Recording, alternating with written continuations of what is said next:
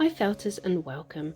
I was asked to make a sleeping animal, sort of more for a brooch sort of style. So I came up with doing a sleeping lamb because I do love my sheep. And I'm really pleased with him. He's probably a bit big for a brooch, to be honest. But this tutorial is going to show you how to make him. So let's get started. So I've taken some craft wire, a 1mm craft wire, and I've cut it off probably about 6 or 7 inches in length. And this is really simple. This is just going to be the inside of his body and head and neck. And I just gave it a little turn there just to show you how. So we're going to needle felt him with it in a straight line first, which is a little bit weird and different because you're sort of doing it without any legs. So this is the main part of the body, and I'm just going to build it up. I'm just using a white carded wool. I think it's a Shetland wool. I do like my carded wool because it's quite easy to felt and it's easy to join pieces. I do videos on wools if you're in any way confused about them, so do have a look at that. So just building up towards the head and neck, make this area a little bit thinner until you start to get an idea and see how it looks. As I was doing it, I did feel that the head and neck were too long, but it worked out absolutely fine in the end because you just need to build up, and I'm building up the shoulder area there. And as I go along, I'll give him a few bends round just to see how it's forming and how it looks. And with the head, you can see there's a little bit of a bump where the eyes are going to be and the ears will be, and then it will drop down to a thinner nose. So I'm building up the hind quarters again. It's not a horse, I shouldn't say that. I'm building up the back area and the shoulder area a bit more. It's quite hard to actually visualize whether it's the right size, but just keep going. And I'm building up the neck a little bit more there. Sort of looks like the Loch Ness Monster. But it all comes together in the end, don't worry. And then also start to sort of try and get a little bit of a flatter base so that he will stand up. Once you do the bumps for the back legs, it all stands up quite well. So building up the neck a bit more. I did have a picture of a lamb on the computer in front of me, so if you've got it there you can keep looking and visualize what you're doing. And then the shoulders again a bit more. And he's actually started to look quite good when you bend it round there. So this is a little bump for the outside for the shoulder area, which would kind of just sort of show a little bit, and I'm going to have a little bend in a leg, which I'll do in a bit. So if you imagine if a lamb is lying down, you'd see the shoulder bone just sort of slightly sticking out as it bends around on the outside. So I just took a little bit of wool and builded it up. It's not big at all. And then this is building the back leg, and the back leg is going to be underneath him on the outside, so you're not going to see it, but we are going to make a back leg on the inside that his head is going to be resting across. I think I was just looking at the lamb picture, sorry about that.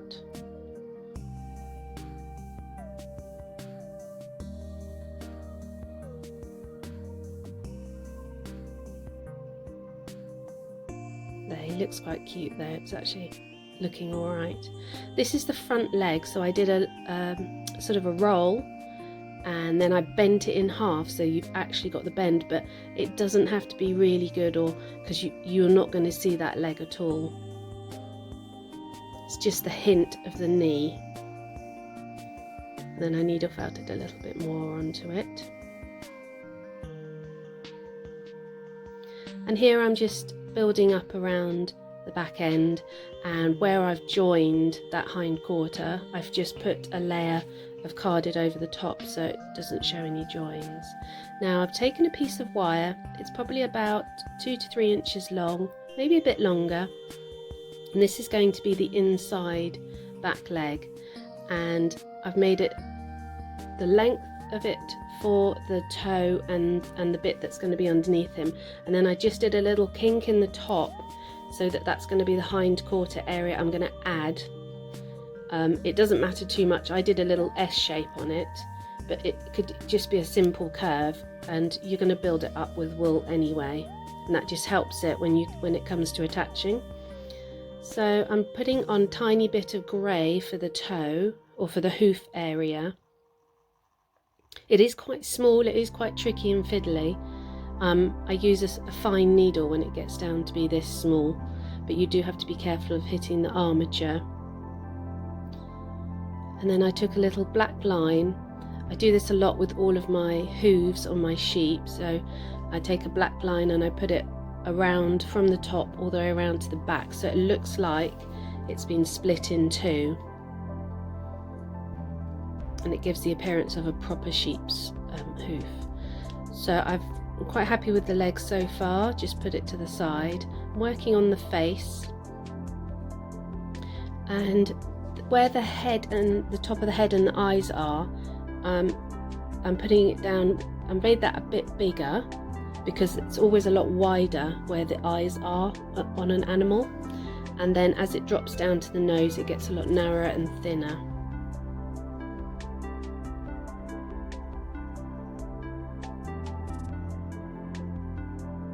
And you want it fairly firm because you're going to do the mouth and nose features and the eyes.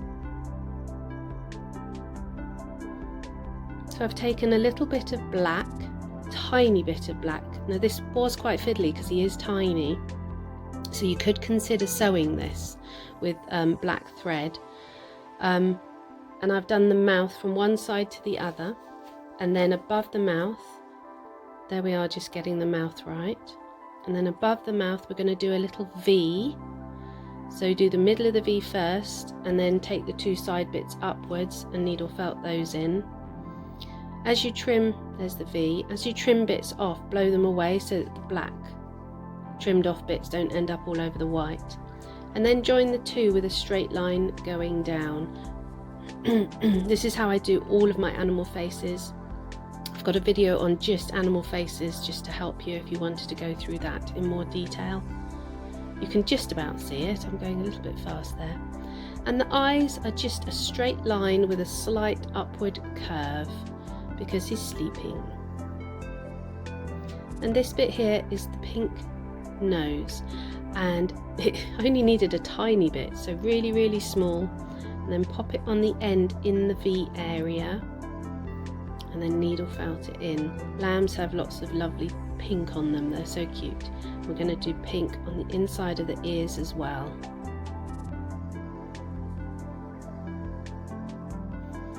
Once you get the pink on, needle felt it in because you don't want it sticking out like a button nose. You do want it to be flat to the nose. And this is the ears, so just take a little bit of wool, and it's like doing a circle and then holding on to the fluffy end bit. The fluffy end bit's going to help you attach it. It makes life so much easier if you leave fluffy end bits on any of your attachments. So just needle felt it either side, flipping it over because it can get stuck to the mat. Check it for size, how it looks. So we always pinch ears in half, just doing the edge there, and then I'm putting pink on the inside. He's really quite simple, this lamb, he's lovely. So a bit of pink on the inside, gently felt it so it doesn't go through to the other side, pinch the ear in half, and then needle felt it so it stays in half, and then put it to the side and do another one. There they are. So we'll start attaching them, and because he's sleeping I want his ears to be really downwards, all relaxed. You can, as I said in my animal faces, really change the character of an animal wherever you put the ears. If they were upright, he would be wide awake, so we want them nice and down. I did think they were a bit big when I first did them, but actually they look really good when he's finished. I'm happy. And that fluffy bit does all the extra, and just needle felt it in.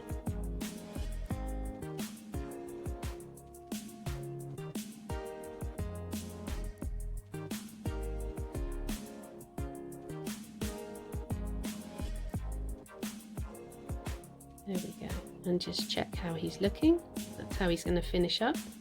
It's coming together nicely. and the leg's going to go underneath him. So we can start to attach this leg. So get a bundle of the white wool. I actually felted it a little bit first because it wasn't staying where I wanted it to. And then that will help attach the leg, be nice and firm. And then work some more in over the top to cover up the join. And then I'm just shaping his bottom there. In a minute I am going to attach some curly wool over the top of him. So you can leave him like this. So this is a blue faced Leicester wool, and it is a really tight curl, and I just think this really finishes him off nicely. You can literally leave him as he was, or you could just attach a bit more of the white carded wool and make him a tiny bit fluffier on the main body area. Or you can use any other curly wools that you have. He could be a different colour, he doesn't have to be all white. So I've just taken some of these curls that they are quite dirty, so there was lots of bits I had to cut out, and I'm just attaching it all over the body, and it works so well for him. So I was really pleased. So that's a blue faced Leicester wool.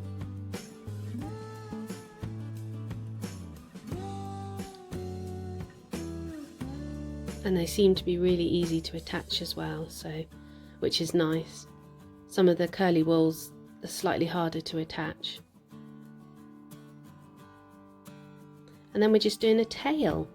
So just get some wool, get it into a line, start felting it, and then do a bit of twisting and turning. It doesn't have to be really tight. Again, leave the end bit fluffy so that you can attach it, and at the other end just needle felt it upwards a little bit. And I haven't put the curls on this tail. I think it looked fine and all plain, and then the tail's just bending round a little bit.